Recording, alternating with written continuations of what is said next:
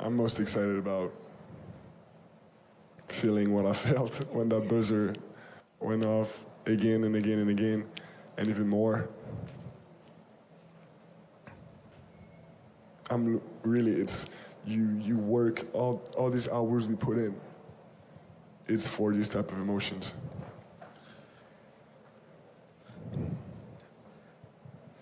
Like I want that, I want to win so bad.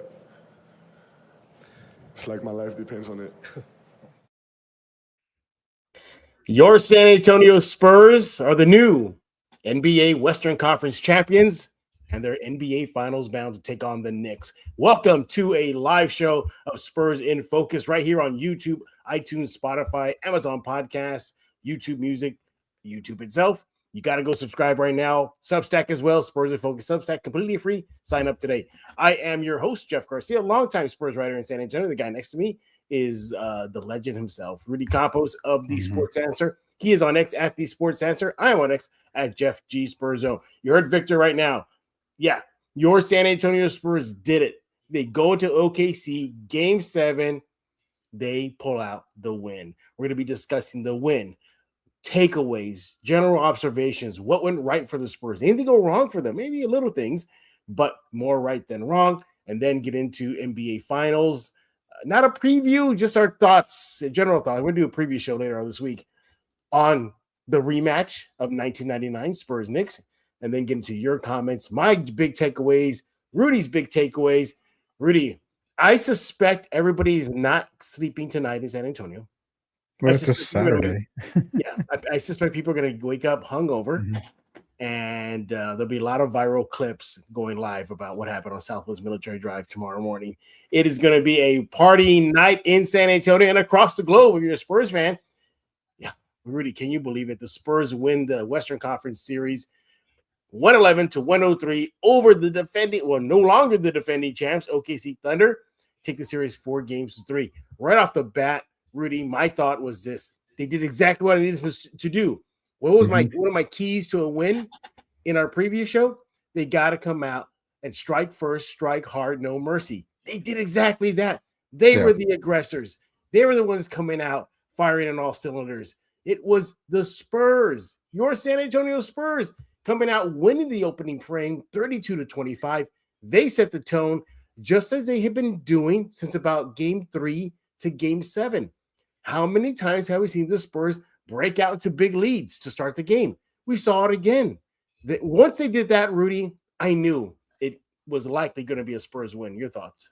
Absolutely. I mean, the times that they've gotten off to a fast start, the biggest key was Wemby. You know, Wemby set the tone early. He didn't score 20 points in that first half, but he did set the tone early. He did put his stamp on the game. Everybody else got involved. It just got off to a very fast lead. And something that one of our counterparts, Derek Urban, mentioned a lot to me while we were texting in the game was you can only play from behind so many times before fatigue sets in. And that's exactly what you saw with OKC. They got behind again in this game, early in the game, and you saw fatigue starting to set in. I mean, you saw McCain, you know, got a little hot a little while there, but his fatigue set in. Chet Holmgren just, again, disappearing act. It's just Spurs got off to a massively good start. You saw the run by OKC. They were going to make a run a few times during this game. But, man, the San Antonio Spurs, that defensive presence that they had, they played outstanding basketball. That's the reason why they are your Western Conference champions. That's right, yeah. By the way, in case you didn't know, you probably already know, Victor Wembanyama is the Western Conference Finals MVP, so he picked up that hardware after the game. But I was so sure the Spurs won the game. I texted Rudy around halftime-ish, maybe early third. It was third, like mid-third. Late third? All right, around late third, I said, Rudy, it's over. It's over. It was done. And how did I know that? Because I saw the Thunder have no help for SGA. SGA had himself, like, I think the closest he got to a signature game. He had a good game. Yes. But, I mean, if you're a Thunder fan right now, you probably want to jettison Chet Holmgren out of OKC right now. He was just a no-show. He has fear of Wemby. I don't care if you are in favor of him, just take it at him, especially when he picked up foul 5 late in the game. Chet should have done that, but good for the Spurs, right? Chet didn't do that. It's anybody. It was a great game, almost from start to finish. Now, the Spurs did kind of ease up a bit. They allowed the Thunder to come back, actually take the lead in the second half from the Spurs. But another general takeaway, Rudy, was just how many times they responded. Every time OKC punched back, they had a counter punch. Mm-hmm. Jason Wallace hits a three. Keldon Johnson hits a three. McCain gets hot. Champagny gets hot. Wemby is Wemby, and SGA was SGA. They pretty much cancel each other out. But what I loved is the Spurs. They had help for Wemby. It wasn't just the usual suspects, your Castle and your Harper and your Fox. It was guys like Luke Cornett, Keldon Johnson, Julian Champagny. Those guys stepped up. You had help all around. So even though Wemby didn't have a flashy statistical box score, it was subpar for his standards, but he didn't need to play all out because he had so much help. Rudy, yeah, I look at this game 7, and I started to think maybe Mitch and Wemby is right. Experience, whatever. This team has the goods right now, Rudy.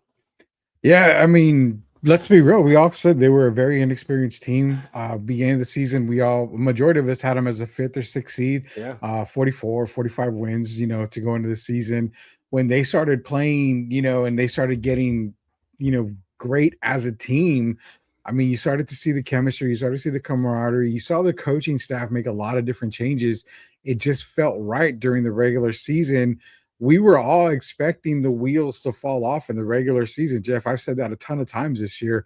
There's going to be a time maybe the wheels fall off. They never did. This team didn't lose more than 2 games in a row.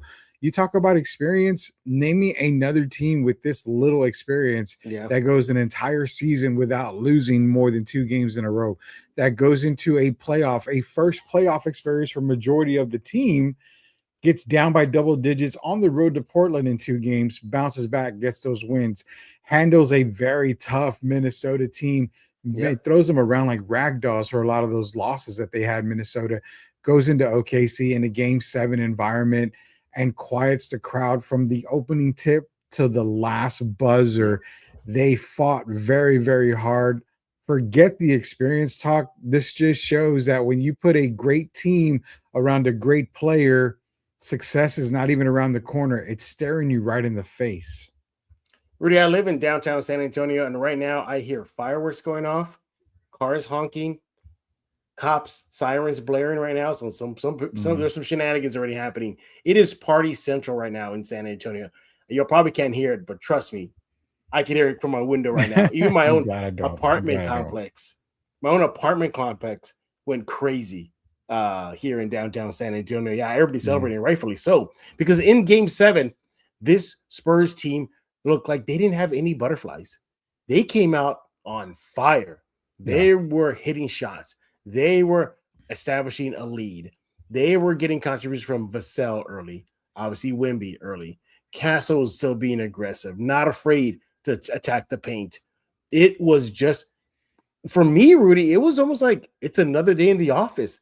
I didn't see any type of nervousness with this young Spurs team. Your thoughts?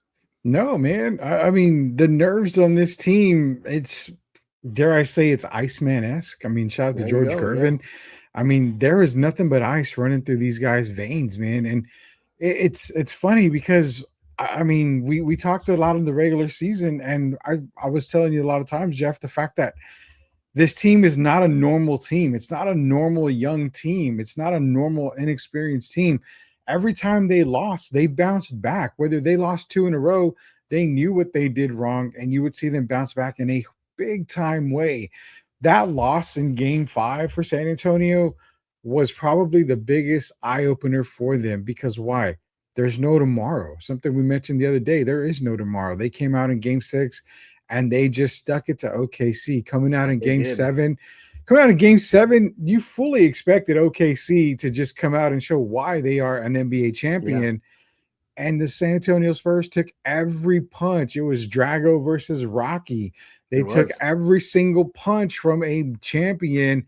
They didn't flinch at all. That was the turning point of this series, was game 5, knocking the Spurs on their ass, then coming back in 6 and 7 and showing why they are the better team, and they have been the better team in this series, the entire series. Yeah, SGA after the game did say that the Spurs were the better team. He said the Spurs, Mm-hmm. in his opinion, were a very great collective group of guys. He even said to beat the Thunder, you got to have that type of level of talent and passion and want to win. So he definitely tipped his cap to the Spurs. As a matter of fact, you saw during the game, even the last few seconds, he already walked over, kind of pulled an Anthony Edwards, and Yeah. was already congratulating the Spurs for their victory. And it was such a great sight to see. You saw Wemby, as he notices the final buzzer's about to go off, he just crumbles over and pumps his fist, and some tears flew for him.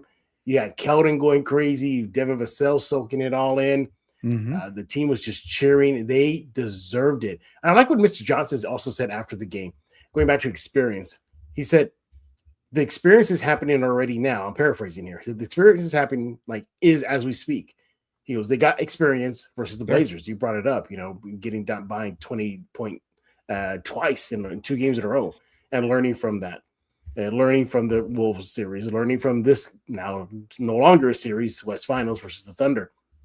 So he said the experience was kind of learning on the fly, and they're definitely doing that. Obviously, the journey's not over yet. There's still 4 more wins, first to 4 now, to be crowned. But they certainly deserve the right to soak it in, at least for tonight, before they have to get back to business tomorrow.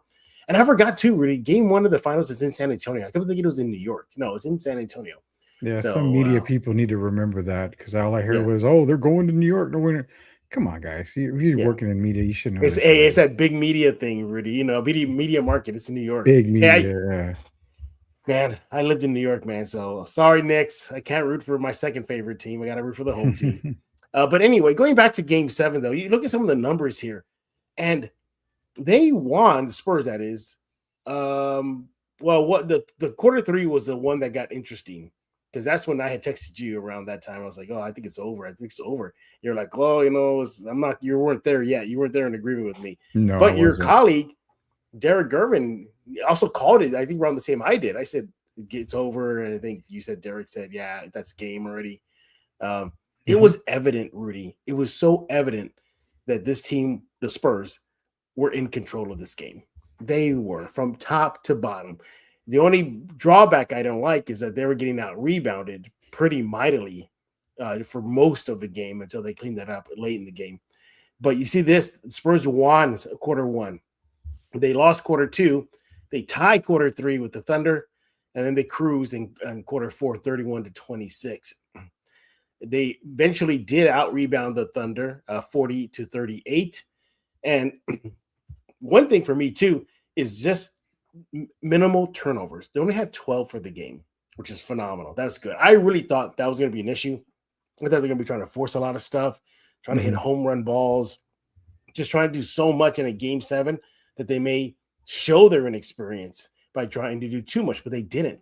You had 12 turnovers. And one of the best moments of the game was when Castle took offense to Caruso's hard foul. And Castle looked like he was ready to throw versus Caruso. And you see young Dylan Harper run, throw himself on the court, grab him like a bear hug, and was just laughing with him and pretty much telling him, look, they already called the foul, move on. I think that was key, because if Castle had lost his cool, who knows if he would pick a tech, or probably worse, got him ejected. Probably ejected. So, yeah, he was ready to let's rock and roll. And luckily for that, the young teenager was the one thinking calmly, not like Castle, who was fuming. But I get it. Look, you're the one who got hit. Obviously, you're going to take offense to that. The Spurs' biggest lead was 14. Well, the Thunder biggest lead was 4. It was just, I don't know. It was kind of a quasi-lopsided win. Would you agree? It was pretty much the Spurs throughout the game. Even when the Thunder made their runs, Rudy, I never thought that the Spurs were not in control. Even when the Thunder regained the lead, I kept on telling myself they're going to answer back, and they did. Your thoughts?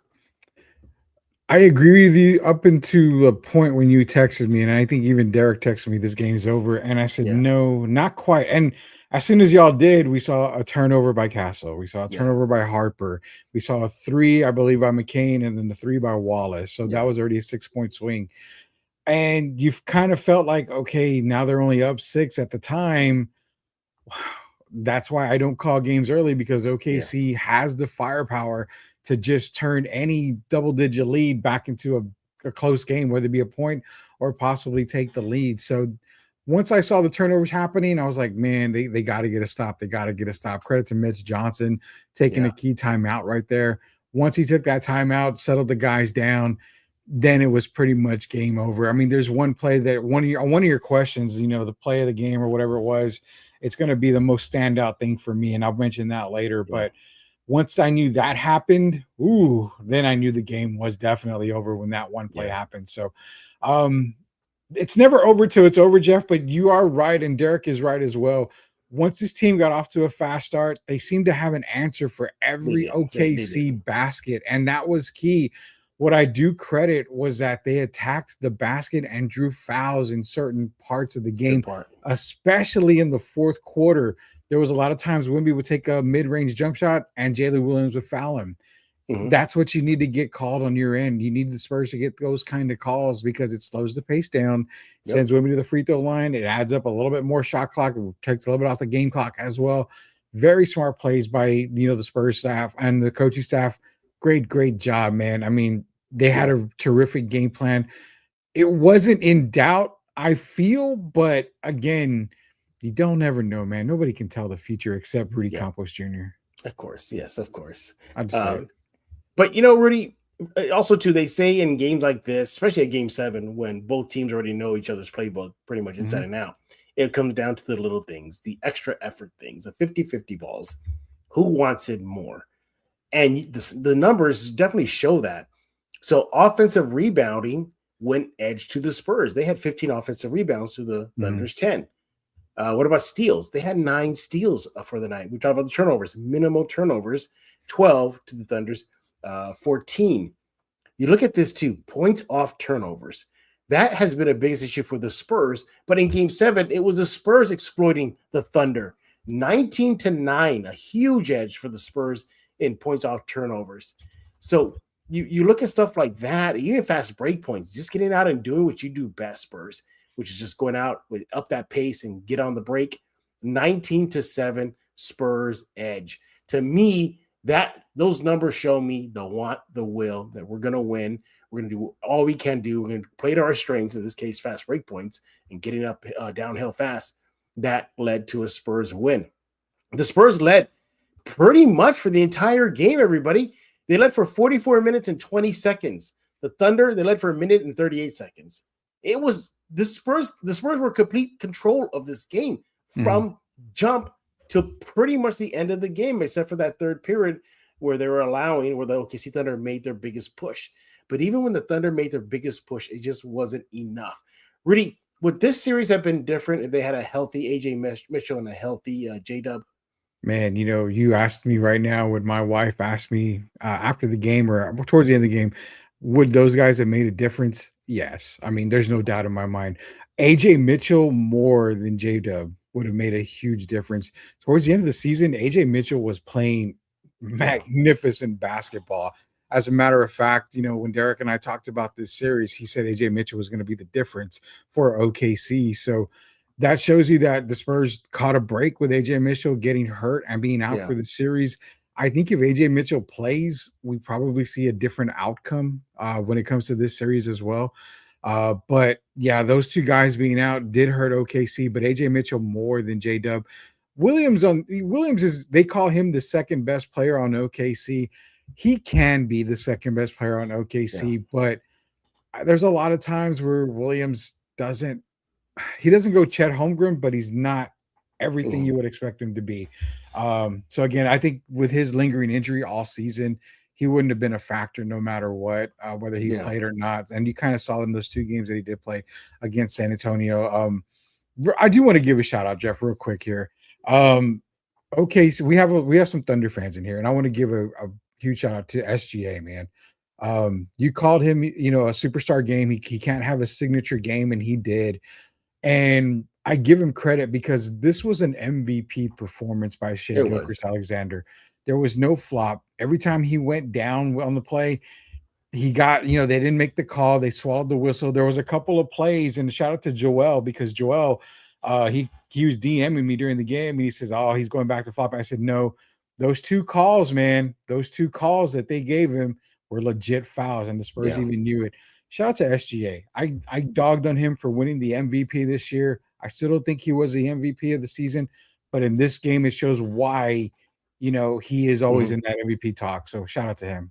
Yeah, exactly. And you look at the free throw, it was pretty much even. The Spurs went to the free throw line 19 times. The Thunder went 22 times. But again, how much does the little things matter? Mhm. The Thunder missed, was it five free throws or 6 free throws?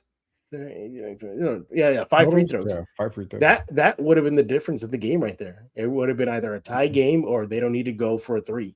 So those little, and you saw SGA missed 2 free throws. He's money at the free throw line. He misses key ones.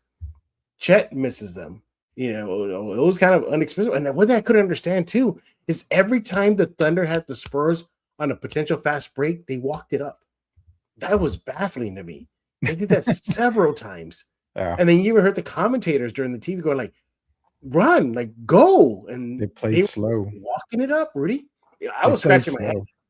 Yeah, they played slow, and it's weird because the Thunder, I mean, they're a team that likes to get out on the break. They thrive off of turnovers, off of steals, and getting out on the break. And whether it be shooting a 3 off the break or just getting to the basket, that's what they thrive off of. And we didn't see that at all in this series. It's almost like they changed their game plan to try to defeat San Antonio in a half-court game. And when you're one of the best defensive teams in the league, the one thing you don't want to do is play a half-court game with them. Yeah. And that kind of confused the hell out of me, is why OKC went from run and gun basketball to let's play slow, let's take our time, let's run the clock down.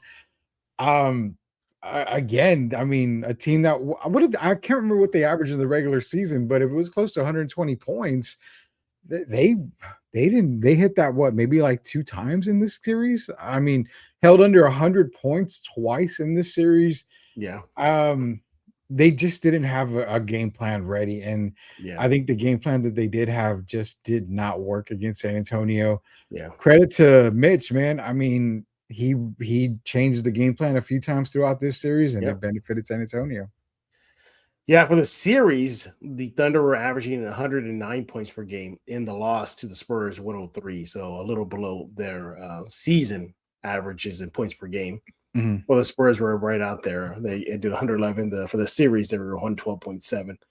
So you look at how big was Game 7, and did you see any area where this team, Spurs, upped their game? Well, they pretty much were playing at their numbers here. You didn't really see some sort of big, significant jump, except for 3-pointers. All right, let me go ahead and give you my keys, because that's on my list of key takeaways from this game. And pull them up here for everybody, unless I forgot to load them up. Yes, I did. All right, I'm going to put it up here for everybody. Mm-hmm. Y'all can check it out. But that definitely was on my list right there, with just the 3-shot, how much the 3-shot was falling for this team tonight versus the Thunder. And especially for Champagnie. Mitch Johnson called him an unsung hero. Without his production, especially from the 3 line, this Spurs team probably is in a more of a dogfight than they were throughout the game. The 3 shots were falling on the night. That's my first big takeaway. The Spurs, they connected on 17 of 43s, shooting for 43%. Talk about the series average, 34%. They upped that big time. Again, thanks in large part to Julian Champagnie, who on the night finished with 20 points, 6 rebounds, 1 assist, 37 minutes, 6 of 11 shooting from the field, and goes 6 for 10 from the 3 line. You needed that type of production from him. Every time he gets cooking, the Spurs are tough to beat, and once again, it proves it. Second key takeaway from the Game 7, Spurs were the aggressors. We established that. They were the ones coming out, punching and swinging like Mike Tyson's Punch Out. Like, what's that character's name? Little Mac? They came out like Little Mac and just slugged everybody on that Thunder team. So good one for there. And one thing we're not talking about, we're going to hit on it now. Everyone who played contributed. It didn't matter if you were the 6th man like Keldon Johnson or going deep in the bench like Luke Cornett. These guys contributed for the game. Everybody was in the plus except for Harrison Barnes, but he didn't play that much. But nevertheless, you had contribution from Champagne, as we established. De'Aaron Fox finished with 15 points. Dylan Harper with 12. Keldon Johnson off the bench with 11 and huge, big three-point shots that fell in the second half. Devin Vassell with 11. Luke Cornett, again, not a big flashy stat line, 2 points, 4 rebounds, but great defensively, especially that block on Hartenstein when the game was on the line. Even Carter Bryant, he was a +2 on the night with 2 points and a rebound. Everybody contributed. Wemby got help. I'm going to leave this up here for you to react. Rudy, your thoughts?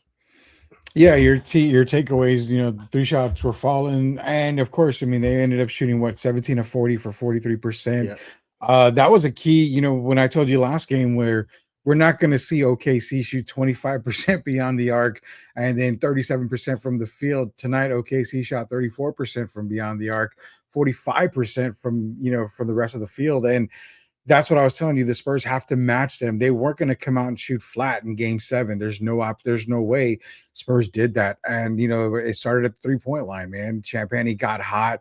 That's the guy you needed. Keldon Johnson hitting 2 big 3-pointers at the end of the game there. Dylan Harper shooting a couple of 3-pointers and making them as well. De'Aaron Fox knocking down threes. And people are always asking about where's Fox? He's knocking down 3. 3-point shot was one shot you don't want to fall in love with if you're an NBA team. But the Spurs were able to knock them down tonight. That was a massive key. Spurs are the aggressors. You saw it from the tip, man. Wemby, I believe, had 8 points at the end of the first quarter. Yep. We were always saying if they can get between that 8 to 12 point range, that the Spurs are going to be tough to beat. He got in that range that we talked about. And as you can see, they were leading after the first quarter, 32-25. The thing is that they had to come out and be aggressive. And it wasn't just him. It was the entire team. You saw De'Aaron Fox get in the mix. You saw Julian Champagne knock down a 3. You saw Devin Vassell and Stephon Castle get to the basket, score a couple of points there. Everybody that played tonight was bonus. That was all bonus ball. They were all aggressive. None of them came in flat. Even the 3 minutes that Harrison Barnes came in, he looked a little lost for a minute there, but he was able to recompose himself. And even he contributed to this win as well. Everyone who played contributed. That's the other takeaway that you had. I agree with it. I just said it. Everyone that played made a difference tonight. It was a team effort. I'm just sad we didn't get to see any enforcers like Plumlee or Biyombo come in the game at any point there. But yeah, great team win for the Spurs. And the takeaways, Jeff. Yeah, it wasn't needed in game 7. By the way, did you see that video? Supposedly what Wemby told Bismack was go out there and have fun. I don't know if that was code for something, if fun is knocking him into the first row, I'm down. I'm so down for that. 90 style, baby, 90 style. Imagine getting hit by Mason back in the Knicks days or by Oakley. Yeesh. I think you wouldn't get up from that, Rudy. When I'm able to talk to David Robinson on the shows that we do, I'm gonna ask him about that Karl Malone elbow he took because I remember that. Yeah, that was crazy. That was bad. That was bad. All right. Well, we're gonna take our first break. When we get back, Rudy is gonna kick off the second segment with his big takeaways. We're gonna do turning point, standout stats, standout players. Get to your comments in a few minutes. And again, not a full-blown Spurs-Knicks finals preview, but just some general thoughts. And we'll show you the schedule coming up next right here on Spurs in Focus with Mr. Rudy Campos of The Sports Answer. Follow him on X at The Sports Answer. And don't forget to subscribe to Spurs in Focus on YouTube. You want to do that right now.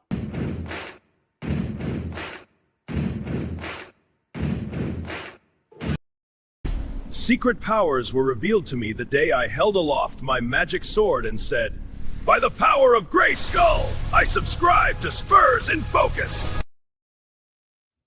Rudy, is it true that you are the model for that He-Man character back in the day, that they sculpted him and made him look that hunky off of you?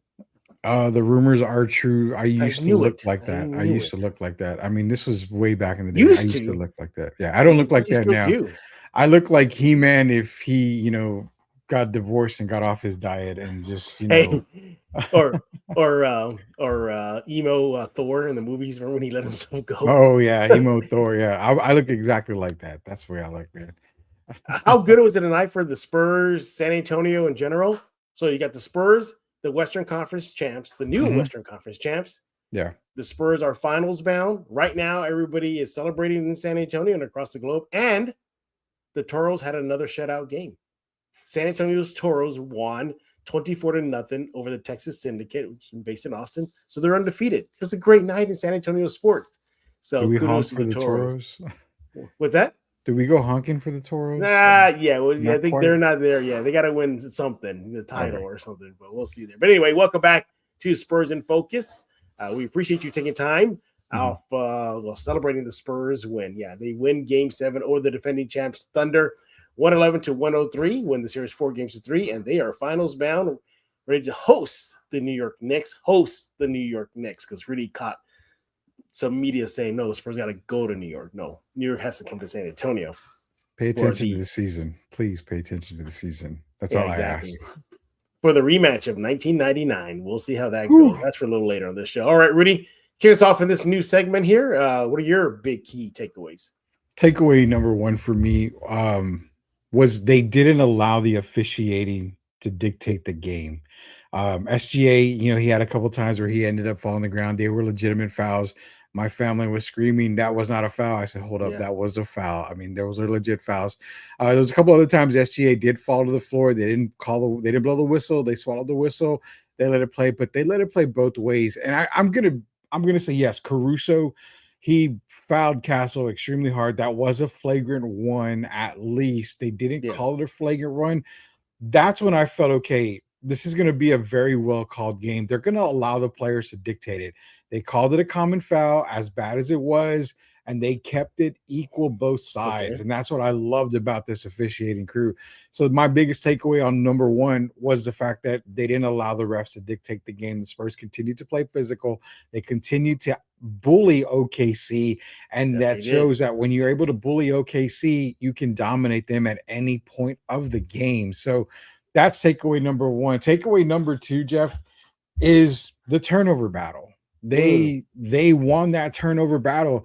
And let's give love, man. You guys want to hate on this guy every damn opportunity y'all get, and I'm tired of defending him. Maybe I don't have to defend him no more. Do it. But why do you go and get a De'Aaron Fox? No, it's not because he was averaging 20-plus points a game and the best player in Sacramento. No, you don't go get him because you need him to make a difference every single game, and he's supposed to have, non-off nights every game. You go get him for this reason right here, because he takes care of the effing ball. He's a true point guard, and that shows in the turnover totals. In the end of the game, when you needed a ball handler out there, when you need to settle down, what do? You go get a guy like De'Aaron Fox and you put him on the floor. He calms the team down. He's the perfect point guard for this team of young guys. He's a young guy himself, but you know what? He's a proven leader. He's a proven veteran. Yep. That is my takeaway. The turnovers in general, they were 12 turnovers tonight.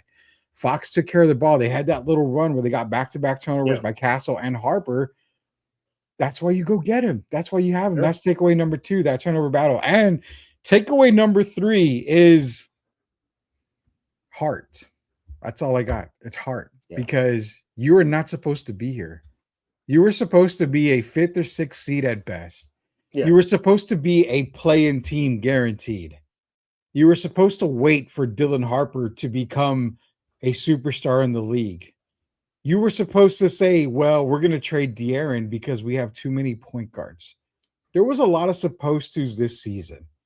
And they basically put all the supposed tos, threw them in the toilet, and flushed them away. That's all that they did, because they played with heart. They played with heart from the game 1 of the season to the very, very end of the season right now of game 7 in the Western Conference Finals. This team showed why being young doesn't matter. This team showed why champions are built, not just made. They are built in a regular season. It takes, a great coaching staff. It takes a great front office. And it takes a player like Victor to have players around him level their game up. So in everything, Jeff, and the takeaway for the whole series and then for tonight's game, my biggest one is heart. They played with heart, and that's something that you cannot coach at all. Yeah. Yeah, they didn't shrink in the spotlight. They didn't shrink under a game 7 pressure or winner take all or loser go home. They didn't show that at all. Again, I didn't Mhm. see any fear in the eyes of these guys the Nope. moment the ball went up in the air for tip off. They looked like they were primed and ready to go. But you're right. You've been saying this too. That the Spurs are playing with house money. It was the Thunder who didn't have house money. Their status as a NBA champ or a potential defending NBA champ was on the line. Their status as having, the MVP, defending reigning MVP, can he lead us to the finals versus the Knicks? That was Mhm. on them, not the Spurs. So yeah, and there's a certain thing about trial by fire too. You're learning on the fly, on the job training that can just work as well for this young team, Spurs, that doesn't have the experience. Well, guess what? Now they have the experience now. Yeah. And now they're going to carry that whenever their season ends. Hopefully it ends in a title. But if it doesn't, then watch out NBA next season. Win or lose the finals, this team is going to be a juggernaut. And I suspect other teams are going to start making moves to counter the Spurs. How many years have we seen this? Make a move to counter the Warriors in their Big Three era, their title dynasty. How many times we potentially could have seen, teams adjusting for the Thunder. Yeah. How you can do that? But now teams are going to start adjusting for the Spurs. If the Spurs do win the title, or even if they don't, I think this league is theirs now. But look, everybody, keep those comments coming. We're going to get to them in just a few minutes. We're gonna, highlight almost all of them. Rudy's been looking at it right now, so keep on those comments. By the way, help me out here, Rudy. Fans can help us with super chats. Can you tell them about that? Yeah, so the thing with super chats now is that you can make a donation. All donations are through super chat on YouTube. If you want to drop a super chat, obviously your comment goes to the top. We focus on that. We read it as soon as we get it in, and that's the best way to support the show. For Jeff Garcia and myself, getting super chats in is the best way to support the show. The more we give, the more we give back to you guys as well. So, yeah, keep them coming, guys. We appreciate that. All right, let's go and get into our game. We play with Rudy every time we were on. He doesn't know which category I'm going with. Turning point, standout stats, standout players. Here we go. Round and round I go. Which one I'm going to stop? I'll stop on this one.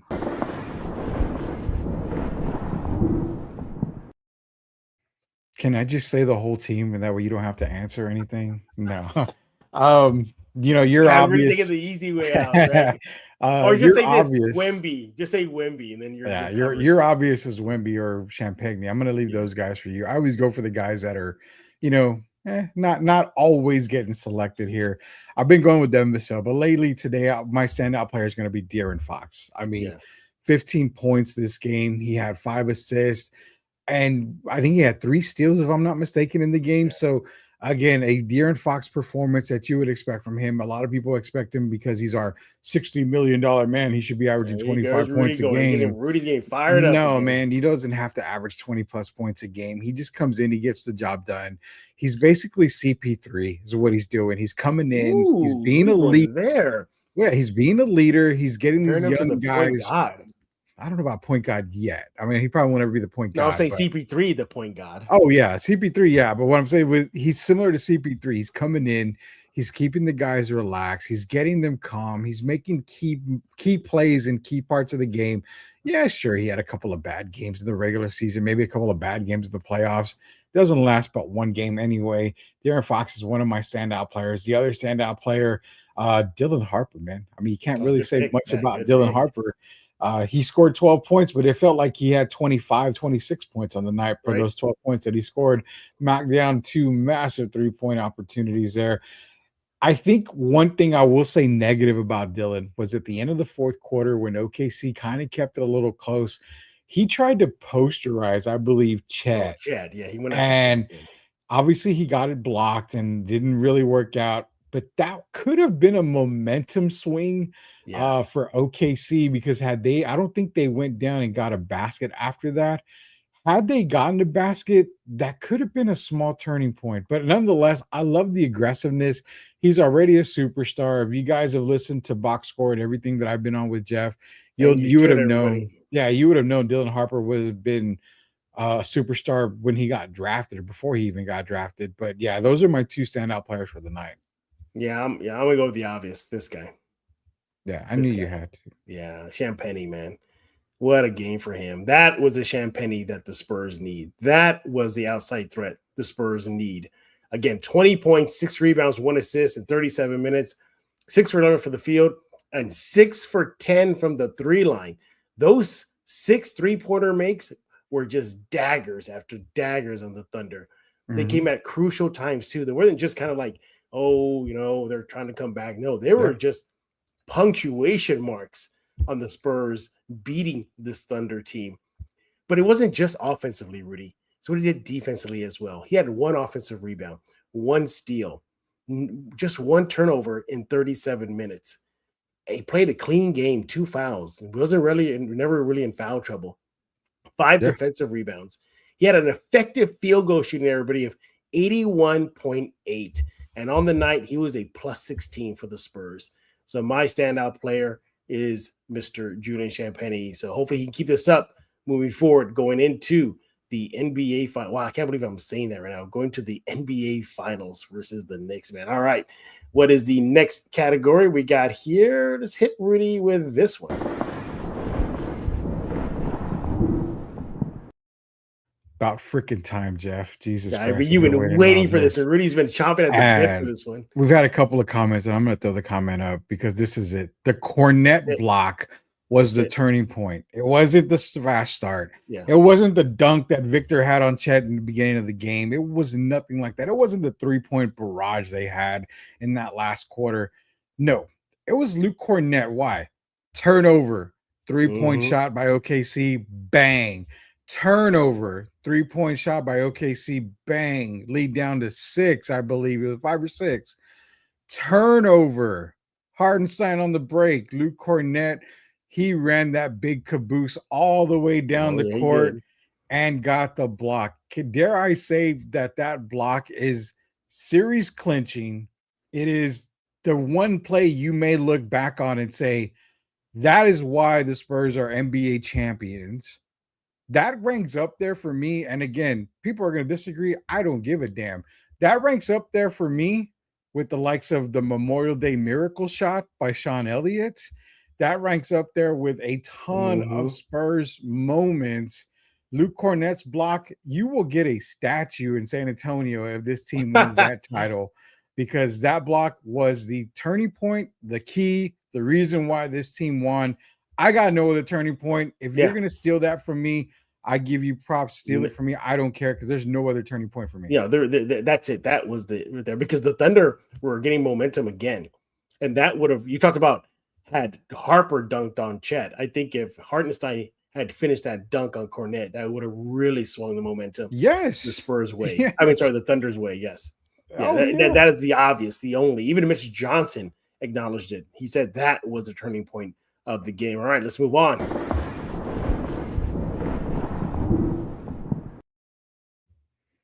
Well, standout stats. I might steal this from you, and I'm sorry, Jeff. Yeah, but, no, go for it. 17 3-pointers. Yeah, I mean, that's the big one right there. They knocked down 17 3-pointers, shot 43% from beyond the arc. And I mean, in days of the NBA right now, you live and die by the 3. A lot of times you die by the 3. Luckily enough tonight, they were just hot. They were hot beyond the arc. They hit 3-pointers when they needed them the most. It just seemed like when the Thunder were making a run, Julian, Victor, somebody, Dylan would knock down a 3. Fox would knock down a 3 at time to time to kind of kill that Thunder momentum. And that's the biggest stat for me, was because where we saw the whistle save OKC when the Spurs would make a run, when OKC would make a run, it would be a 3-point shot that would go in for San Antonio to kill any momentum by OKC. And for me, that's the standout stat. If I've got one other standout stat, it's 1 tackle. What do I mean by 1 tackle? It's Dylan Harper tackling Stephon Castle. Yes. That stat is going to be a massive stat for everybody to remember, because again, that could have been another turning point in the game. If Castle gets up and goes after Caruso like he wanted to, we may not have Stephon Castle for the remainder of the game. Who's to say they probably don't throw out Caruso if Castle goes after him. So I would say that 1 tackle is another stat that we can look back and think, okay, I'm glad Dylan Harper did that. But for me, 3-point, man. The 3-point shots they were going in, that was money. That was key right there. I have several standout stats, but they're not from the Spurs. They're from the Thunder. But You're a in the Thunder back, fan now? Come on, dude. no, I'm not a Thunder. No, it's not a standout stat because I think they did good. It's a standout stat. It's more like, oh, wow, the Spurs did that. So, SGA, right? Had a great game. Really good game for the Thunder. You know, we highlighted 35 points, 4 rebounds. But here are my standout stats. I'm going to go down the row. Hartenstein was a minus 14. Lou Dort was a minus 9. McCain, who was contributing, but yet he was a minus 8. SGA, the NBA MVP, was a minus 7 on the night. How about Alex Caruso? You know, he torched the Spurs. He was a minus 5. Casey Wallace, he was a minus 3. We talk about the Spurs. Oh, by the way, and Chet Holmgren was a minus 3 too. Talk about the Spurs getting contributions from everybody who played. The Thunder were kind of shooting themselves in the foot, as the numbers show. So why am I bringing that up? Because the Spurs defense was on point, man. They were causing turnovers. They were just disrupting the Thunder. Those are the guys that many people were fearing. That team, I just read to you right now, throughout the whole regular season and the playoffs, oh, you steamroll the Lakers, steamroll the Suns. Man, you're going to go with the Spurs, the inexperienced Spurs? No way. No, the Spurs flipped the script. So for me, it was a plus minus for the Thunder that everybody who played were almost a minus. Or are a minus. There were a few that were in a plus, but it was far a few too many.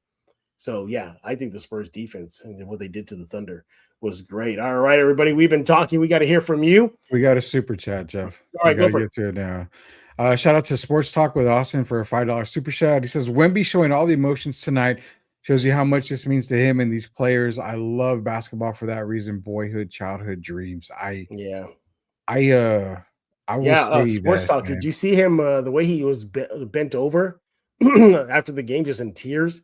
I mean, he had Bismack kind of embrace him, and then some other, I guess, friends of his were there on the court with him. I mean, he was just soaking it in. He even said he hopes that he gets addicted to the feeling. So yeah, I mean, you're right. The Sports Talk with Austin. There's no reason why. This is the thing. You got a taste of the finals. You got a taste of the playoffs. You're going to get a taste of the finals now. This team shows why every team in the offseason is going to have to make any type of move to compete with San Antonio. Their only losses, Jeff, are going to be what? Harrison Barnes, maybe Olynyk, guys that are key factors but are not, big time contributors on the team. So, and let's face it, they're going to get better, San Antonio, in the offseason. They're going to have some room to play with some stuff. So let's definitely not forget that, the team's going to continue to get better. But talking with Sports in Austin, has the same feeling when Pop was on the bench. Yeah. Exactly. They worked so hard to get back to the finals. And remembering that Pop was on the bench, just finally taking a breath, finally looking down like, okay, we did it. We're back and we finally got the job done. That's the same emotion that I felt when I saw Wemby tonight. Yeah, it was just Wemby Sports Talk with Austin. It was everybody else. You saw Vassell just beaming with smiles. You can hear post game. You can hear the locker room just going crazy. The cheering and the booming and the just the clapping.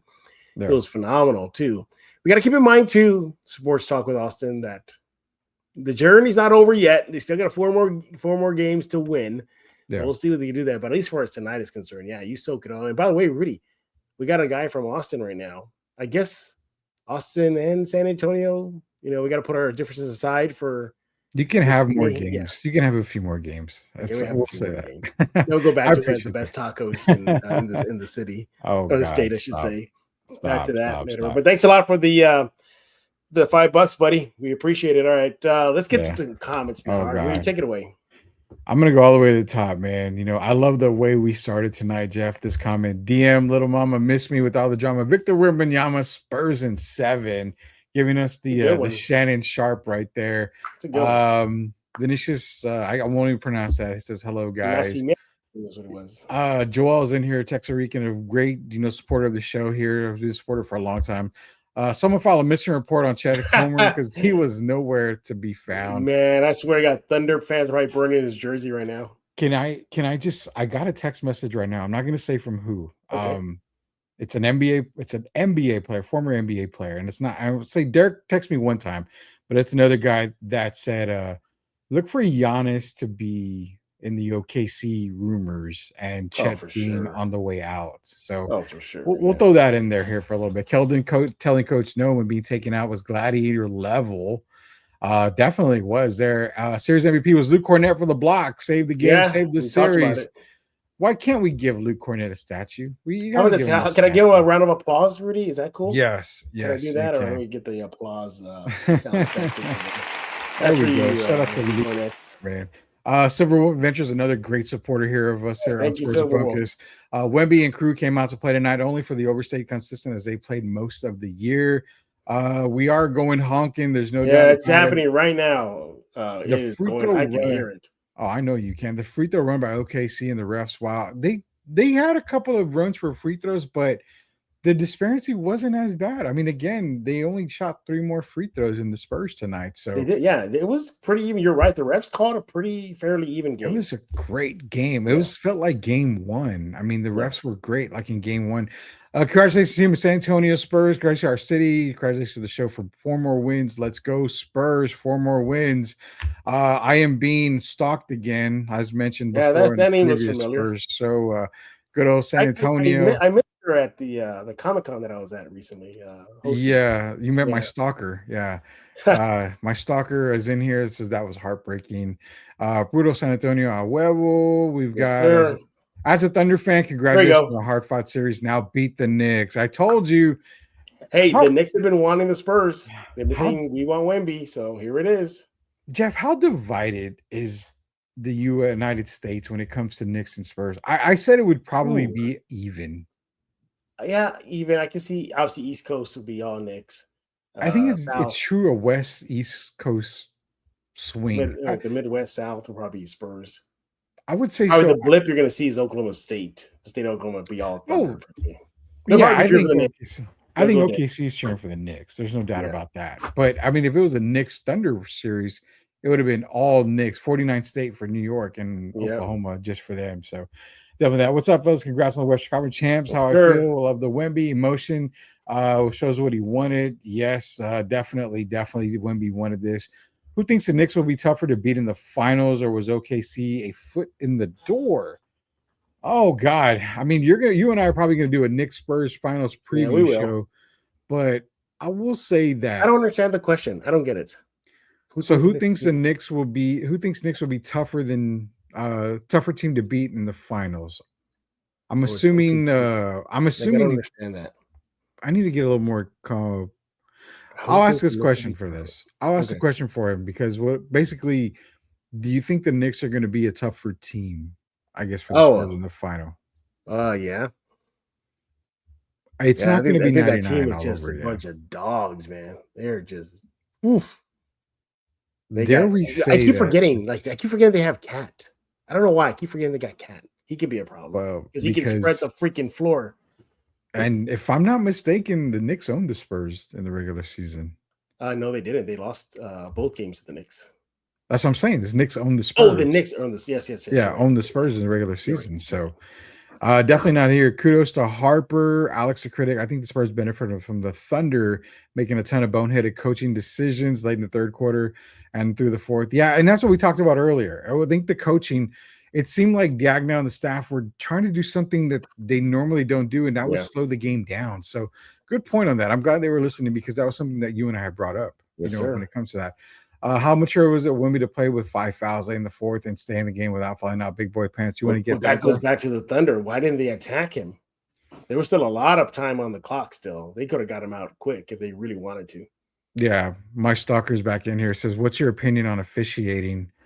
I mean, games 2 through 5 were tough. They were tough officiated games. It was always either Spurs getting the calls or OKC getting the calls. Games 1, 6, and 7, you couldn't have asked for better officiated games, man. Yeah. Definitely not. Got to swing all the way down, man. Got a major super. I see it. I see massive it. Holy smokes! chat. Okay, I Spurs won't and pick on you Terry. today, Rehome. Mike Rehome. See, this is how you buy your way into Spurs and Focus, according to Jeff. So now you know why my credit card bills are so high. Great stuff as always, fellas. Four-way. I'll tell you, they left it on the floor, and the emotions afterwards from each player, especially Wemby, showed exactly how tough the series was. I'm going to give you the floor on that, Jeff. But Rehome, I'm going to say this. This has been probably one of the best series that I've seen in a long time. I mean, this is good. This was a series. I'm even trying. This reminded me of the Lakers and Kings series from back in the day. Those 7-game series. This reminds me of the Lakers and Spurs series from back in the day. It's been so long since I've seen a series this great, and where at the end of the day, I was just like, give me more of this series. What do you got, Jeff?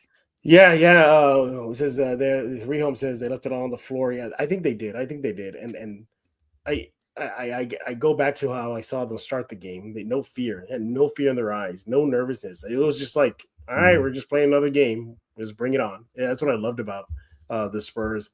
Wemby, yes. I bet if you're anybody who's learning a lot at just the physicality level of the NBA playoffs, Rehome, from the abuse he took versus the Wolves, the abuse he took from Hartenstein versus the Thunder. So yeah, he's learning a lot right now. And guess what?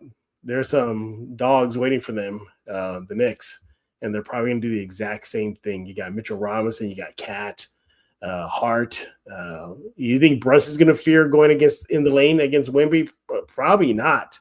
Yeah. So there's that stuff. But my God, let's not forget Jeremy Sohan is a Knick now.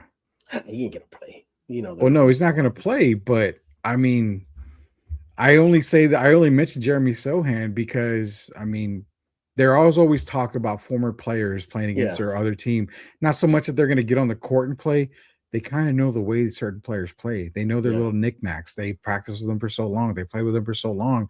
They know their spots on the floor. They know a lot of stuff. So not saying Jeremy's going to get minutes, but I'm just saying that, that Wemby's going to get a whole lot more when it comes to the New York Knicks. And, he's had a lot of occasions in this playoffs where he could have easily gotten pissed off and thrown out of a ton of games. So I think what he needs to understand against New York is that the physicality doesn't stop. It actually gets worse in the finals. They've let him play a whole lot more. Appreciate you, Rehome, man. We got another one. Thank you again. Man. That was very generous of you, Rehome. We thank you for that. Very we got generous. Another one too. Yeah, we did. Sports Talk with Austin. Another $5 super chat for you, Jeff. Hey, thank you, Austin. I think the NBA tonight and throughout this series maybe find a blueprint slowing SGA down, not stopping him altogether, but slowing him down. Yes, you can't stop SGA. He's a prolific scorer, but when you swallow the whistle, SGA doesn't get those MVP moments where he's scoring 40 and 35 and 36. The refs did a fantastic job in a lot of these games, and it shows is that, when you let him play SGA, that's his kryptonite. The free throw line is his strength, man. It definitely is. It is. And the other thing, Austin, too, is the Spurs played smart defense on SGA. It wasn't just – it was kind of loose, maybe a zone kind of – they always talked about it in the pregame, Austin, about how the Spurs played like a wall against him. And obviously Castle was the primary defender. But you got to also salute Harper. Harper did a pretty good job. These guys are quick with their feet, good defenders. They're long, they're athletic. I mean, I've never seen SGA penetrate and kick out as often as he did in this series than he did in the regular season or the first two playoff rounds for them. He was always in attack mode, finishing, big in the fouls. I saw him just kick out. Yeah. Constantly. So they did a good job with him, Austin. And they made him work. Like he really had to work for those 30-plus points tonight. And in all the other games, Austin, that he had to work for his game. If you go back, I got the numbers here, Austin. Check this out. So you go to SGA, right? So, and then you look at just him overall. You look at, okay, what has he done in the playoffs? Well, I highlighted this before, Austin, but in the first round versus the Phoenix Suns, he was a plus 10 for that series, actually a 10.8. You fast forward to the finals, semifinals with the Lakers, For the entire series, that one, he was a plus 7.8. Versus the Spurs, for the entire series, he was a -5. They really made him work. And he averaged about 3 turnovers per contest versus San Antonio. And he shot abysmally from the 3 line, especially at 28%. And from the field, he shot about 40%. So the Spurs made him work, Austin, and you saw it. You saw it. It benefited the Spurs big time. You know, the thing too with SGA, beginning with Austin about mentioning SGA, slowing him down. You and I mentioned the other day about his legacy, that if he doesn't win this series, that his legacy is going to be in jeopardy. Now he's going to go down as, you know, a back-to-back MVP, one-time NBA Finals MVP, one-time NBA champion. The question that I posed to you is the same thing that Derek and I talked about. He posed to me, how many more times is SGA going to win MVP after this year? Probably zero. I mean, you're probably going to see the NBA dominated now by Victor, by Luka, you know, especially with LeBron playing going. Yeah. Anthony Edwards is going to be in the MVP talk. If Jaylen Brown gets traded out of Boston, he's going to be in the MVP talk. So, I mean, you're the chances of SGA winning more MVPs now probably are done. So you got to look at that. He needed this victory over San Antonio. He needed to get to the finals. He probably needed another NBA title, where that would have put him in an elite category for guards. Now he's an elite player. He's a superstar player, but he's going to have minimal hardware. And that's where I think this is where it hurts his legacy a whole bunch more, man. So yeah, appreciate that. Yeah, thank you, Austin. Again, we appreciate that. So what are the other comments? We got a bunch more comments. I got to walk all the way back to the top, man. Jacob Berg, you know, shout out overseas. He's overseas right now. Yeah, he's awake. Your boy's in here, and he says, congrats, everyone. Guaps. Kobe wears a purple tie. I forgot what I'm going to say tie. I don't remember what it was. I don't know. He told me so many years ago. Was I the only one who thought Reggie Miller was actually a pretty good commentator? He was the only neutral party on the whole broadcast. Shout out to Reggie Miller. He's so for me. He was good. I like Jamal Crawford a little bit. I liked him a little bit.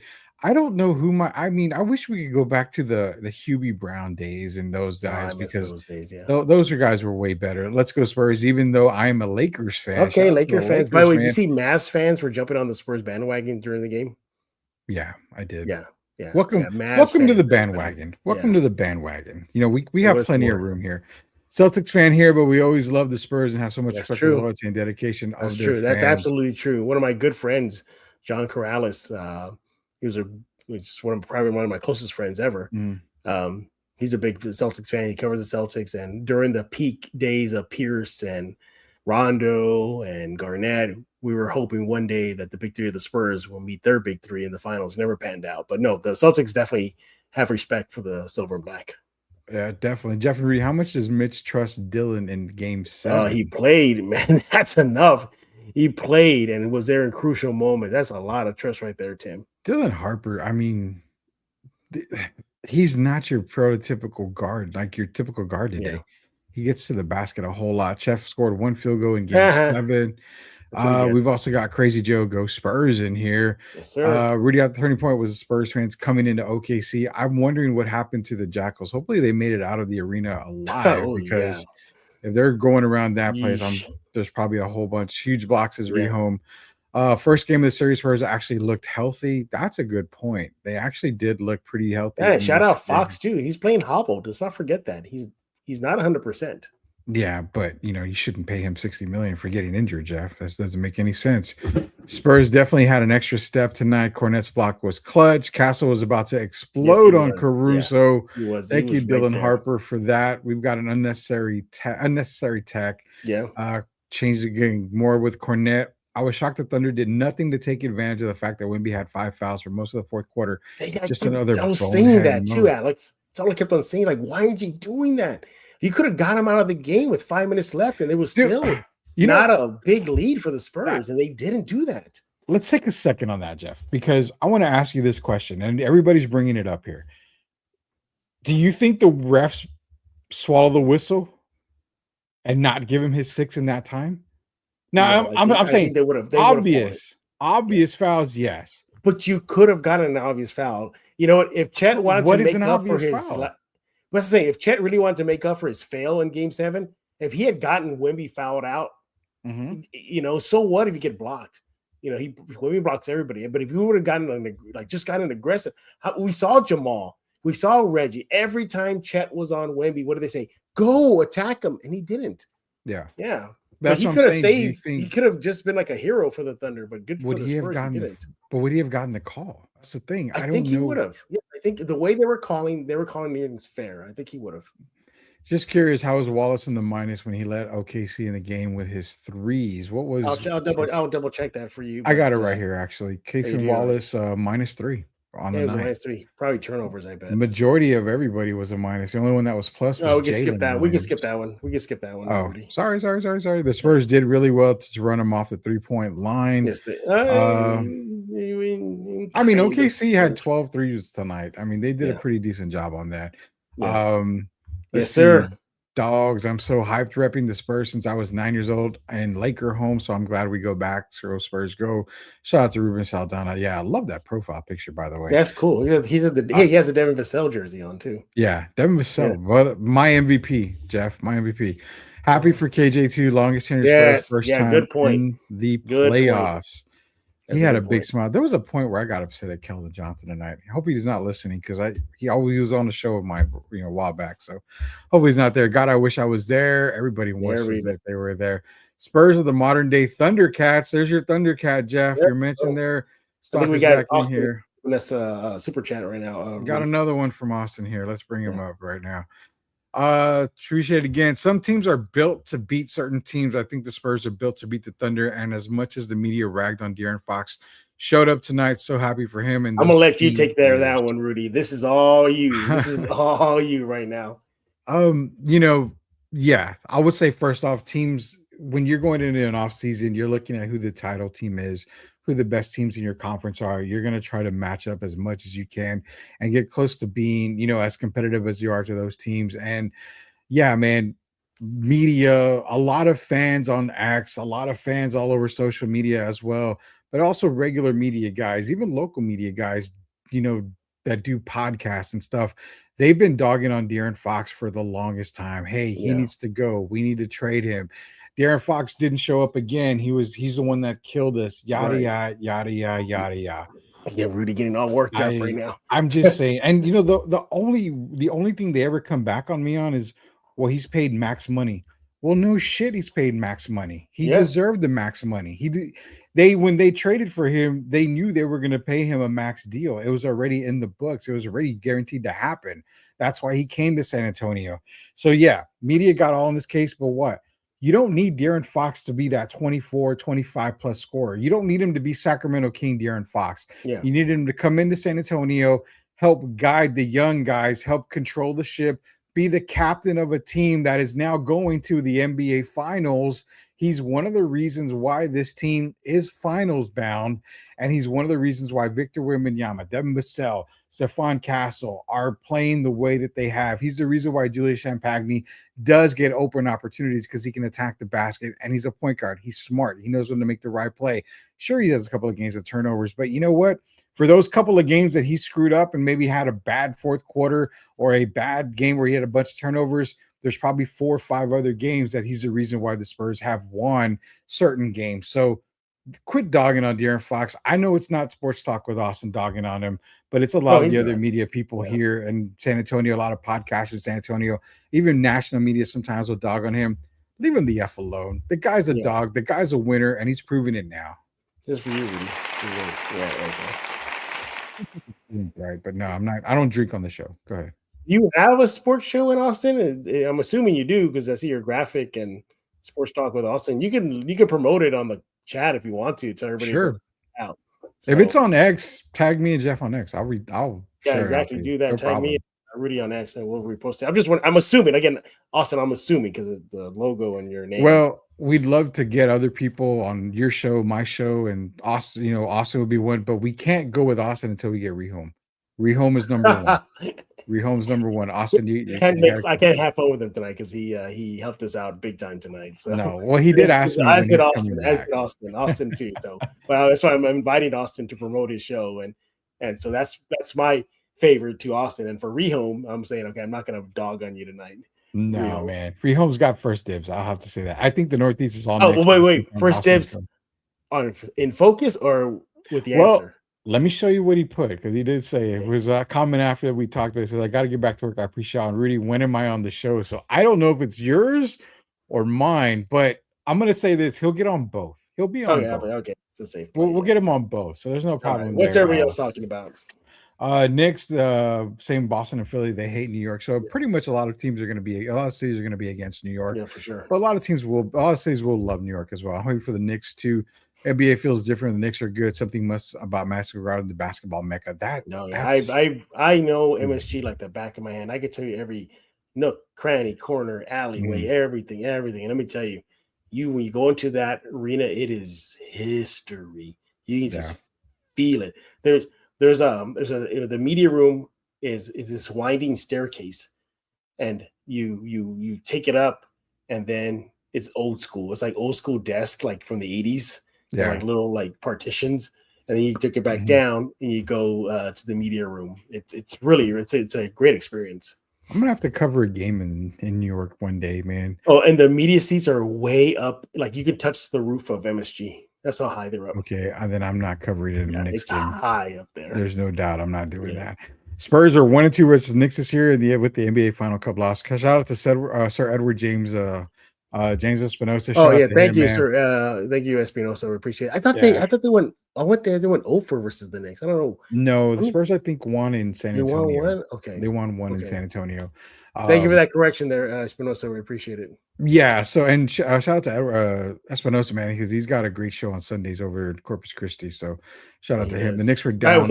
I like about Espinosa, man. He wants to smoke from Spurs fans on social media. He'll put out like a very bold statements, and Spurs fans get on him, and he's like, "Where's the lie? Where's the lie?" So he's like you and I. I mean, even with Derek, we're not sugarcoating shit here. We call it like it is, man. And if they're gonna dog it them, we're gonna dog it. The Knicks were down 2-0 in Atlanta first round, haven't lost since. That's right, dude. They're on a 13-game winning streak, something crazy like that. Wild. Dude. They are playing damn good basketball. Spurs in theory is haha. It says yes. They was talking about when we were talking about the super chat. Dead Dendish. It says I'm happy Sova. So right now. Ruben Saldana's in here, man, repping the Spurs in Cali for 27 years. I'm glad we're back. Good for you, Ruben. Me and family, diehard Lakers fan, but it's always Ghost. I hope you're going honking down on the ocean area or the highway near there. So I've been to Cali one time, just never really explored anything. So can't really say. You know where I want to go to Cali? And people are like, oh, what to see Hollywood, to see the ocean? No, I want to go to the largest toy warehouse that's just right outside of Los Angeles. It's called Frankensons. Okay. I've always wanted to go to that. Just think of a hollowed out Sam's Club, and it's just aisles and aisles of collectibles. That's where I want to go. I'm gonna have to save up money so I can go there and shop, man. Yeah. Love my. I may have to ship back to my apartment. I love my city. Go Spurs, go! Not a problem, guys. The NBA is saved, fellas. Yeah, it is. Feels like a really good NBA. Dylan Harper hit some clutch shots. Yes, he did. He was clutch tonight. Joel says, Josh Hart tweeted this on December 22nd, 2024. Spurs equals shit. Well, Josh, you're about to find out. Yeah. Poke the bear, Josh Hart. Poke the bear.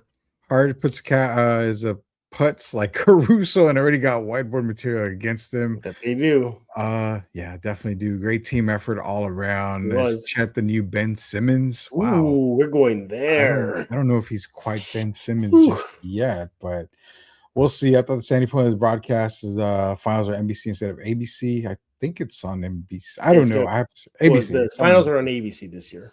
Tirico is a great play-by-play guy, but I don't think he's his forte. Give me Kevin Harlan. Yeah, Kevin Harlan would be awesome on the call, but I don't think we're going to get Kevin Harlan for the finals. Spurs made the run during the fourth quarter. Vassell was playing. When we got comments tonight.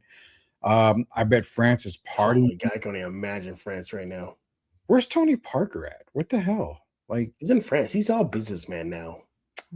Whatever. Since he sold his house in San Antonio, he's never been back. I'm kind of pissed off about that. Pushing back a little bit on at Sports Talk with Austin, was our team really built to beat the Thunder though? Remember, they were supposed to be here at all. I think it's worked out great. So, I mean, I guess you could say that, but yeah, I mean, at the same time, they were building around Wemby, and they just caught lightning in a bottle. I mean, they didn't expect Dylan Harper to be this good right away. They didn't expect Devin Vassell to have this kind of season, considering the way he had been playing. So, yeah, I mean, I think it was lightning in the bottle, and I'm not complaining. We got Sports Talk and Aston back here. Another $5 super chat, man. Question for you guys: where does the series rank in Spurs history? I know it's a lot of history for the past teams, but this has to feel pretty sweet. This series, I'm gonna put it top. I would say 5. for me, top 5. If we're ranking them, this series, oh god, because while you're thinking about top that, 5. While you're thinking about Top that, 5. These are the series that I have ahead of that one. Spurs Pistons finals games that went to Game 7. That was a thrilling series. That's definitely top 3. Okay, it's got to be top for 3. me. Blazers Spurs back in the 90s, Robinson, Elliott, Ross Strickland in the past, Drexler. That even though the Spurs lost, that was a great series because the Spurs were minutes away from their first NBA finals until that pass happened.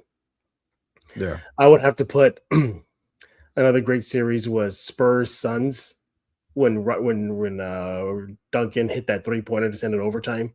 I was at that game at the then SBC Center. That series was just phenomenal. I'll put another series in there, and that is the Memorial Day Miracle, Spurs Blazers, Sean Elliott. That was a good series, and then I'll put this series. So I think those series I would put there. I would add Spurs Lakers 0.4. I mean, those series. That series Spurs lost, but I mean, if we're just talking series, if we're talking, Spurs victories, and obviously the Portland series with the Memorial Day Miracle, the Pistons series probably has to be number 1. I think. Yeah. Because that was a dog fight. That finals, everybody hated it because it was like 84 or 81. You know what, Austin? I'm gonna take that topic. I think that's gonna be an episode coming up soon here on Spurs in Focus. That's a great topic. That's a great topic. Past Spurs playoff series. That's a good one. Thank you for that tip as well, Austin. Yeah, I think that was a good one. I mean, honestly, Jeff, I think this series is probably top 3. It's I want to go that. I can't see it over. It doesn't beat Portland. I mean, it doesn't beat doesn't beat the Pistons. It doesn't beat the Pistons. I agree with you. It doesn't beat the Memorial Day Miracle series. I'm gonna say bullshit. I have it above the Memorial Day Miracle. No, that Spurs team was rocking, dude. There was no doubt on that team. That shot was a big shot. Yes. Took them to their first finals and guaranteed them damn near their first NBA championship. But that team, you kind of expected them to go this far. This team, you did not expect them to be here. So, and for them to take the Thunder, the defending champions, who dominated the regular season, who the only team that got dominated by them were the Spurs that dominated the Thunder in the regular season. But you would have never expected this team to be right here, right now. This series has to be above that series. It truly has to. I mean, why don't we save it for the upcoming episode? Damn it, Jeff. Damn it. All right. Look at Austin. You got Rudy all riled up with this. Rudy loves these type of topics. You put him in any multiverse topic, we always talk about like rankings and stuff. Rudy will go wild on it, man. All right. What are some? Thank you, by the way, Austin, for that. Yeah. We appreciate it. Appreciate it. We got a few more that came in. Vassell was playing kind of anxious. He called the necessary timeout when he couldn't inbound the ball, and the Thunder continued to cut into the lead. Yeah, I mean, good timeout. I think he probably kind of overreacted on the timeout. Like you said, maybe got a little anxious. But overall, good timeout. I think it was okay. Cheers from Dallas, but grew up in Kirby Converse, UIW, University of Carnegie, and Trinity University. Shout out to you, man. Appreciate the support there. Fox did do well handling the ball and limiting turnovers. That's why you pay him the big bucks. I'll be in Cali soon. The stalker's going to Cali. Oh, yay. Thank God. I'll have a break from being stalked all the time now. So, yeah, definitely now. She's definitely going to have a hope she has a really good trip up there. Past teams, what he was talking about. Oh, okay, yeah, we really figured that out. Yeah. I'm actually afraid of Victor winning the championship and what happens if he goes to the White House. I really don't think about that. What do you guys think? I don't think there's a problem. I don't think there's a problem there. Yeah, there shouldn't be any problem with that. When Robert Ory dropped Steve Nash, that was a good series, but I don't think it ranks way up there. Mitch Johnson, ODA High School, Seattle Sonic Karma. There you go. Ooh, yeah, perfect. I love that. Bring back the Sonics. They're coming back soon. I think Sonic's Spurs OKC 2014 over this one just because of Corey Joseph dunk on Ibaka that I remember that. exercised I the remember that. Yeah. blocking demon. That was a good series, but I still think this series is way up there. Jeff, you should put on your show, Dylan House. Probably one of the few NBA players NBA should play in this final in his first year. Magic Johnson is one that comes to mind. And Jabbar did it too, right? I can't remember if Jabbar did. I think he did with the Bucks. Sean Elliott, yeah. Still, yeah. Maybe so. Sean Elliott, tippy toe shot, of course, more than a miracle. Go Spurs Go, been a fan since 2016. Laughing in the praying emoji. The series against the Mavs was pretty good too. Eesh, that was a good one. Are you talking about the Ginobili foul on Dirk? Was that the same one where Kerr saved the Spurs' butt? No, that was a different. That was a different one. That was a really good series, but that was more of. Man, that's a tough one. I'm gonna save that because that's a tough one. Then a couple more. Surprise, the 2014 Revenge series against the Heat didn't make either of y'all's lists. Also, the 99 Portland series to go number one. Yeah, you did. Now, the 2014 Revenge game, I'll say this much. Yes, it was a great series, but when I'm thinking series of all time, I'm talking like nail biter. Like you had no idea who was going to win. And that Blazers series was a nail biter too. That Blazers was a nail biter, but that Spurs team was just, I mean, they were going to dominate Portland regardless, man. You remember the Spurs team that year, Jeff? They ran through the damn playoffs. They ran through the damn Knicks. Like, were the Blazers still the Jail Blazers at the time? Yeah, you're talking Wallace, Grant, Pippen, Steve Smith. I mean, they were the Jailblazers, but that Spurs team ran through the entire league, even in the playoffs. They ran through the Lakers. They ran through the Blazers. I mean, this team is, again, the expectations of this team were not finals. They weren't even supposed to be in the Western Conference Finals. So fired up, man. Yeah, I'm just saying. The 2014 Spurs, Tim Duncan, last champion. Yeah, I mean that's going to be a big one. And the Manu fouling Dirk. So that's what series he was talking about. Ooh, we had a lot of comments in today. Yeah, tons of comments, man. Tons of comments. Keep it coming. Man. Yeah. Well, guys, we're gonna go ahead and put a bow on this show, man. You can see on your screen right now, a little over an hour. Well, not a lot over an hour now. Really, I gotta get some sleep soon. But hey, listen, we appreciate the comments. We appreciate the super chats. Keep them coming. Rudy and I are probably gonna go live. When the finals start, maybe do a live preview as we did for this Game 7. So stay tuned here at Spurs in Focus. You want to do that? Speed of Spurs in Focus. Subscribe where we get your favorite podcasts, iTunes, Spotify, Apple, Amazon Podcasts, obviously YouTube Music, the list goes on and on. And that guy you see on your screen, he's Mr. Rudy Campos.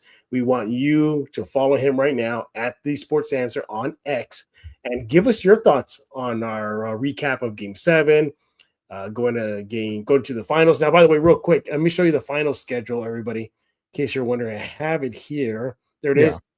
Let me just put it up real fast. Go for it. So you can still see us behind the image, but there it is right there. It starts Wednesday, June 3rd in San Antonio. So the first 2 games. And then, of course, you see the rest of the schedule. All games you see, if you're on the East Coast, 8:30, you're in San Antonio Central, it's 7:30. So every single game is at 7:30, all right? So there you have it. We will do a complete breakdown, Spurs, Knicks, throughout the week. Well, actually throughout the week because they play on Wednesday. So in the coming days, what to expect, breakdown, all that good stuff. I know some Nick shows and their hosts. I'm going to see if they can come on the Spurs in Focus and talk about the Knicks as well with us, the Spurs fans here. So there's your quick look at the schedule. I'll leave it up for like 3 more seconds. 1, 2, 3. There you go. So yeah, finals are upon us this Wednesday. But again, as I said, let Rudy know your thoughts on his takes on Game 7. And beyond that, let me know on X at Jeff G Spurs Zone. And it's a Substack. Go subscribe right now. Spurs in Focus Substack. Just Google it. It's there. It's free. Sign up right now. We definitely appreciate that too. But yeah, what a night, buddy. What a night, everybody. Everybody, I mean, can you believe it? Spurs are going back to the finals, chasing title number 6. And if they get title number 6, Rudy and everybody else watching, They'll tie the Bulls for the most NBA titles in NBA history. Third most titles that they'll be able to tie the Bulls. They'll tie it. The Bulls, Michael Jordan Bulls, those guys, yeah, they'll tie it. Once again, your Spurs beat the Thunder in Game 7, 111-103. They win the series 4-3, advance to play the Knicks in the 2026 NBA Finals, and a shot at NBA glory. Rudy, what's going on with the answer? Yeah, so obviously we're going to have to continue Spurs talk because now they're in the finals. So Derek Irvin and I are going to be talking Knicks Spurs NBA Finals. You can catch the Friday Drive, obviously, on Fridays around 5:30. Be sure to go to Answer Now TV and Box Score Studio TV. That way you can be sure to catch Derek Irvin and I. You can also catch me on X on at the Sports Answer. Plus, just announced tonight, man, you want to catch us on the Friday Drive as well. You can now catch us on Jeff's Twitter account as well. So we'll be going live on Jeff's Twitter on Fridays now. And more ways to look at the Friday Drive with Derek Irvin and myself. And yeah, it's just going to be probably all NBA talk this coming week with the finals. I mean, we'll see what Game 2 is going to be that night. So we'll get you ready for Game 2. We'll have reaction to Game 1. Football season's right around the corner, so we got a lot going on, man. Over at the Sports Answer. Yeah, and just like Rudy, we're here at Spurs and Focus. We're going to have to cram it in because it's a quick turnaround for the NBA Finals. It's Sunday, Monday, Tuesday, and that's it. So, yeah, we're going to have to go quick on this and get everything in before that first game in San Antonio. Don't see what the media says. It's in San Antonio. All right. Yeah. Everybody, we thank y'all for staying up late right now. I know all of San Antonio's going to be up late tonight partying, but once the night is over, remember, it ain't over yet. The Spurs got to get 4 more wins, and then it'll be all over. We'll see when that happens versus New York soon. So for everybody, thank y'all for joining us. Thank you for the super chats, whoever contributed. We appreciate that as well. So for Mr. Rudy Campos, I am Jeff Garcia, and now you're in focus with Spurs in Focus.